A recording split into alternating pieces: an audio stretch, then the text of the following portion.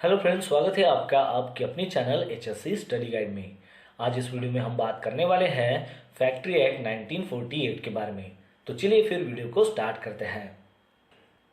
चलिए अब जानते हैं कि ये फैक्ट्री एक्ट 1948 आने से पहले क्या स्थिति थी, यानी कि उसके हिस्ट्री के बारे में कि फैक्ट्री एक्ट 1948 जो है वो क्यों लाया गया, इसके पीछे की क्या कहानी है। तो दोस्तों, ये एक्ट आने से पहले देश में जगह जगह पर जो है वो इंडस्ट्रियलाइजेशन जो है वो बढ़ रहा था। इस कारणों की वजह से वर्कर की संख्या भी जो थी वो वहां पर बढ़ रही थी काम करने के लिए। लेकिन जो कंपनी के ओनर्स थे, यानी कि जो भी फैक्ट्री के ओनर हो या फिर इंडस्ट्री के ओनर हो, उनकी तरफ से जो वर्कर वहां पर काम कर रहे हैं उनके लिए कोई भी उनके हेल्थ एंड सेफ्टी के बारे में नहीं सोच रहा था, जिसकी वजह से इंडस्ट्री में, फैक्ट्री में बहुत सारे ऐसे एक्सीडेंट हो रहे थे। क्योंकि वहां पर फैक्ट्री के जो ओनर थे वो ये सोचते थे कि वर्कर की तरफ से हमें सिर्फ काम लेना है, लेकिन उनके हेल्थ और सेफ्टी के बारे में उनको नहीं सोचना है। और उसके अलावा वहां पर यंग पर्सन हो, वुमन हो या फिर चिल्ड्रंस हो, वो भी वहां पर फैक्ट्री में काम कर रहे थे, तो उनके भी बारे में वहां पर कोई भी सोच नहीं रहा था। तो फिर एक सर्वे से ऐसे पता चला कि वहां पर काम करने की जो कंडीशंस थी वो बहुत ही पुअर थी। फिर उसके बाद था कि जो भी वर्कर्स वहां पर काम कर रहे थे तो वो कितने घंटे तक काम करे वो भी वहां पर फिक्स नहीं था। फिर उसके बाद था कि वर्कर के जो हेल्थ एंड सेफ्टी इश्यूज थे उसके बारे में भी कोई नहीं सोचता था।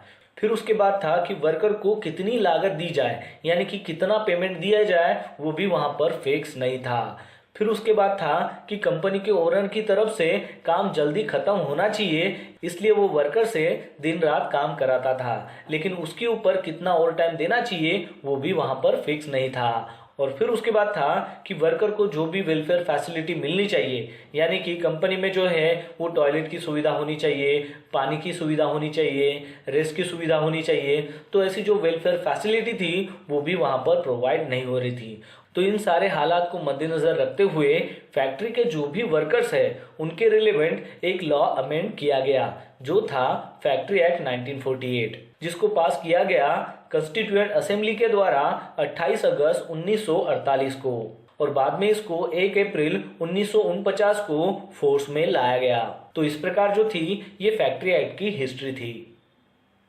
चलिए अब जानते हैं कि फैक्ट्री एक्ट 1948 का मेन ऑब्जेक्टिव क्या है। तो सबसे पहला पॉइंट है कि जैसे कि इसके पहले हमने जाना था कि फैक्ट्री एक्ट को लाने से पहले वर्किंग कंडीशन जो थी वो काफी पुअर थी। तो यहाँ पर फैक्ट्री एक्ट को लाने का मेन ऑब्जेक्टिव यहाँ पर यही रहा कि वर्किंग कंडीशन जो थी फैक्ट्री की उसको रेगुलेट किया जाए, उसको सुधारा जाए। दूसरा पॉइंट है कि फैक्ट्री एक्ट को लाने से पहले जो भी वर्कर्स इंडस्ट्री में काम कर रहे थे तो उनके हेल्थ के बारे में, सेफ्टी वेलफेयर के बारे में या फिर उनके एनुअल लीव के बारे में कोई भी सोच नहीं रहा था।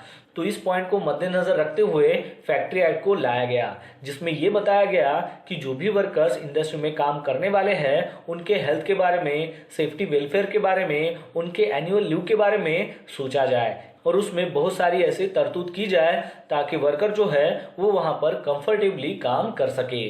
फिर उसके बाद का पॉइंट है कि फैक्ट्री एक्ट को लाने से पहले इंडस्ट्री में, फैक्ट्री में बहुत सारे यंग पर्सन्स, वुमन हो या फिर चिल्ड्रंस जो थे वो काम कर रहे थे और उनके ऊपर कोई भी ध्यान नहीं दे रहा था। तो फैक्ट्री एक्ट को लाने का ये थर्ड ऑब्जेक्टिव था कि जो भी यंग पर्सन इंडस्ट्री में काम कर रहे हैं या फिर जो भी वुमन काम कर रही है या फिर जो भी चिल्ड्रंस उस फैक्ट्री में काम कर रहे हैं तो उनके लिए एक स्पेशल प्रोविजन होनी चाहिए। तो उसके लिए इस फैक्ट्री एक्ट को लाया गया। तो ये फैक्ट्री एक्ट 1948 के मेन ऑब्जेक्टिव्स है। चलिए अब जानते हैं फैक्ट्री एक्ट 1948 के बारे में, यानी कि इस फैक्ट्री एक्ट में क्या चीजें जो है वो दी गई है। तो सबसे पहले जानते हैं इंडेक्स के बारे में कि इस फैक्ट्री एक्ट के अंदर क्या है। तो यहाँ पर टोटल 11 चैप्टर्स है और टोटल 120 सेक्शंस है। तो चैप्टर 1 जो है वो है प्रिलिमिनरी का, जिसमें सेक्शन 1 से लेकर 7B तक है। चैप्टर 2 जो है वो है इंस्पेक्टिंग स्टाफ का, जिसमें सेक्शन 8 से लेकर 10 तक है। चैप्टर 3 है हेल्थ का, जिसमें सेक्शन 11 से लेकर 20 तक है। चैप्टर 4 है सेफ्टी का, जिसमें सेक्शन 21 से लेकर 41 है। चैप्टर 4A है हजार्डस प्रोसेस के प्रोविजंस के रिलेटेड, जिसमें सेक्शन 41A से लेकर 41H है। चैप्टर 5 है वेलफेयर के बारे में, जिसमें सेक्शन 42 से लेकर 50 तक है। चैप्टर 6 है एडल्ट्स के वर्किंग आवर्स के बारे में, जिसमें सेक्शन 51 से लेकर 66 है।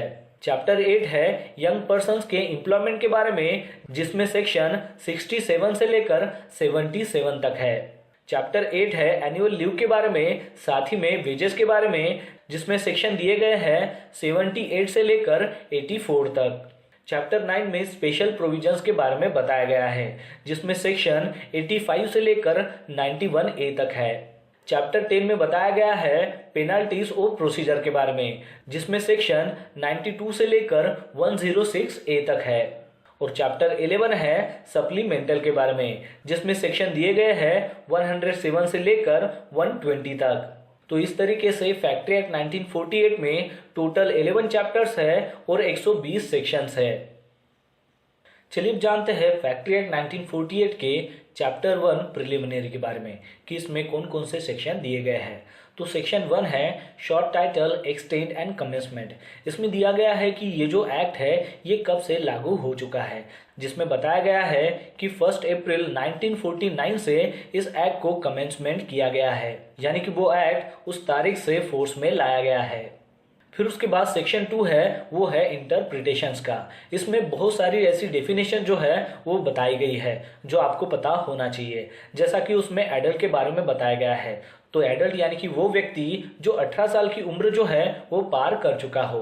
फिर उसके बाद है एडोलसेंट। तो एडोलसेंट यानी कि ऐसा व्यक्ति जो 18 साल की उम्र को पार नहीं किया है लेकिन 15 साल की उम्र को वो पार कर चुका है, यानी कि 15 साल से 18 साल के बीच के दायरे को एडोलसेंट व्यक्ति कहा जाता है।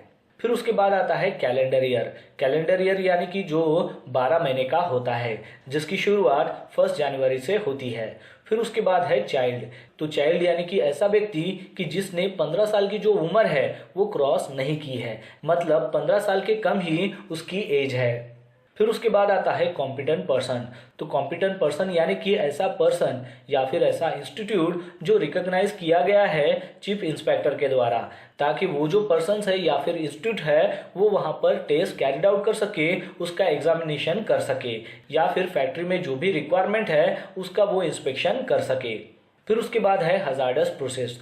तो हजार्डस प्रोसेस यानी कि इंडस्ट्री में होने वाली जो भी एक्टिविटी है तो उसको होने के लिए जो भी रॉ मटेरियल का इस्तेमाल किया जाता है, तो उसकी वजह से जो भी वेस्ट निकलता है या फिर पोल्यूशंस होता है या फिर उसका जो इम्पैक्ट है वो वर्कर के हेल्थ के ऊपर होता है, तो ऐसी प्रोसेस को हजार्डस प्रोसेस कहा जाता है।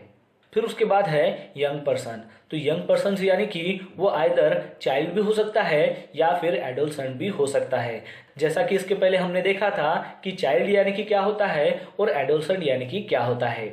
फिर उसके बाद आता है डे। डे यानी कि जिसमें 24 आवर्स होते हैं, जिसकी शुरुआत मिडनाइट से शुरू होती है। फिर उसके बाद आता है वीक। वीक यानी कि जिसमें टोटल 7 डेज होते हैं और जिसकी शुरुआत सैटरडे के मिडनाइट से होती है। फिर उसके बाद है पावर। पावर यानी कि ऐसी इलेक्ट्रिकल एनर्जी या फिर ऐसी कोई भी एनर्जी जिसको मैकेनिकली ट्रांसमिटेड किए जाए, लेकिन वो जो एनर्जी है वो किसी भी आदमी या फिर एनिमल से जनरेट ना हो। फिर उसके बाद है प्राइम मूवर।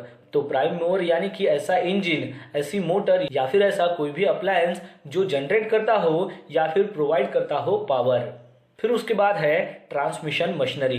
तो ट्रांसमिशन मशीनरी यानी कि कोई भी शाफ्ट हो, व्हील हो, ड्रम हो, पुल्ली हो या फिर सिस्टम ऑफ पुलिस हो, जिसकी मदद से प्राइम मूवर का जो भी मोशन है उसको ट्रांसमिटेड किया जा सके कोई भी मशीनरी की तरफ। फिर उसके बाद है मशीनरी। तो मशीनरी यानी कि जिसमें प्राइम मूवर्स आता हो, ट्रांसमिशन मशीनरी आती हो या फिर ऐसे सभी अप्लायंसेस आते हो जिससे पावर जो है वो जनरेट होता हो या फिर उसको ट्रांसफॉर्म किया जाता हो या फिर ट्रांसमिटेड किया जाता हो। फिर उसके बाद है मैन्युफैक्चरिंग प्रोसेस। तो मैन्युफैक्चरिंग प्रोसेस यानी कि जिसमें किसी चीज़ को बनाया जाता हो या फिर किसी चीज़ को अल्टर किया जाता हो, चेंज किया जाता हो या फिर किसी चीज़ को रिपेयर किया जाता हो, फिनिशिंग किया जाता हो, पैकेजिंग किया जाता हो। तो ये जो सारी प्रोसेस होती है उसको मैन्युफैक्चरिंग प्रोसेस कहा जाता है। फिर उसके बाद आता है वो है वर्कर। तो वर्कर यानी कि जो भी एम्प्लॉयर है उसके अंडर में जो भी प्रीमाइसेस है, तो उस प्रीमाइसेस में जो भी पर्सन्स उसके अंडर में काम कर रहे हैं, वो चाहे मशीन को साफ कर रहे हो या फिर कोई भी मैन्युफैक्चरिंग प्रोसेस में वो काम कर रहा हो, तो उनको वर्कर कहा जाता है। फिर उसके बाद है फैक्ट्री।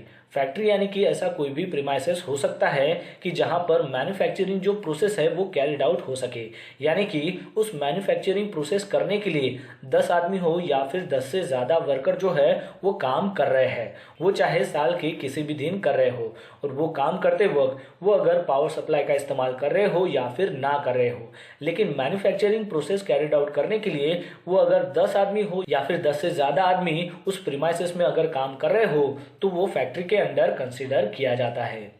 फिर उसके बाद है ऑक्यूपायर।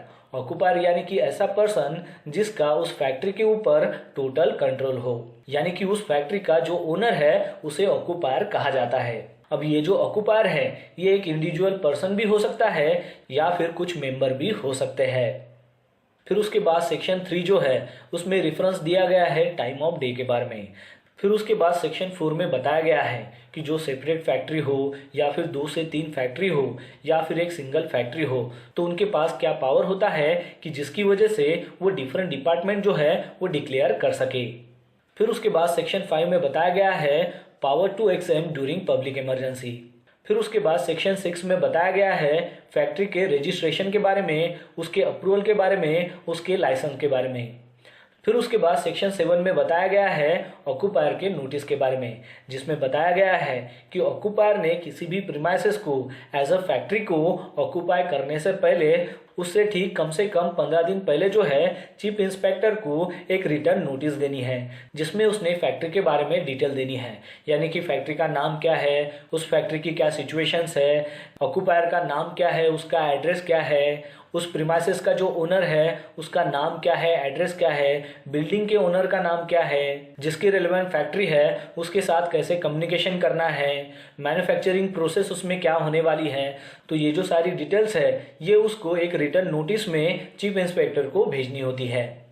फिर उसके बाद सेक्शन 7A में बताया गया है ऑक्यूपायर के जनरल ड्यूटीज़ के बारे में, जिसमें बताया गया है कि ऑक्यूपायर की जो भी फैक्ट्री है उसमें जो भी वर्कर्स काम कर रहे हैं तो ये ऑक्यूपायर की जिम्मेदारी होती है कि उनके हेल्थ के बारे में, उनके सेफ्टी के बारे में और उनके वेलफेयर के बारे में वो ध्यान दे। फिर उसके बाद बताया गया है कि फैक्ट्री में जो भी प्लांट है उसका रेगुलर मेंटेनेंस होना चाहिए, और वो मेंटेनेंस करते वक्त उसका जो इम्पैक्ट है वो वर्कर के हेल्थ के ऊपर नहीं होना चाहिए, उसकी भी प्रोविजन करनी है। फिर उसके बाद है कि जो भी पर्सन्स काम कर रहे हैं, यानी कि काम करते वक्त जो भी वो मटेरियल को हैंडल कर रहे हो, स्टोरेज कर रहे हो या फिर ट्रांसपोर्ट कर रहे हो, तो वो करते वक्त उनके हेल्थ के बारे में और उनके सेफ्टी के बारे में ध्यान रखना ये भी ऑक्यूपायर का काम होता है। फिर उसके बाद है कि वर्कर जो भी काम कर रहे हैं तो उसके बारे में उसको मालूमात होनी चाहिए, तो उसके लिए उसको कैसे इन्फॉर्मेशन देनी है, इंस्ट्रक्शन देना है, ट्रेनिंग प्रोग्राम्स को अरेंज करना है, वहाँ पर सुपरविजन प्रोवाइड कराना है, ये भी ऑक्यूपायर का काम होता है। फिर उसके बाद है कि फैक्ट्री में जितने भी प्लेसेस है उन सभी प्लेसेस में रेगुलर मेंटेनेंस होना चाहिए, वहाँ पर प्रॉपर एक्सेस होना चाहिए, इग्रेस होना चाहिए, ये सारी चीज़ें भी देखना ऑक्यूपायर का काम है। फिर उसके बाद सेक्शन 7B में बताया गया है मैन्युफैक्चरर्स के जनरल ड्यूटीज़ के बारे में, वो भी रिगार्ड्स आर्टिकल्स और सब्सटेंस के बारे में। इसमें बताया गया है कि मैन्युफैक्चरिंग के लिए जो भी सब्सटेंसेस का वहाँ पर इस्तेमाल किया गया है तो उसके बारे में सारे आर्टिकल्स वहाँ पर होने चाहिए, वो जो सब्सटेंस है वो प्रॉपरली डिज़ाइन होना चाहिए, टेस्टेड होना चाहिए उस मैन्युफैक्चरिंग प्रोसेस के लिए।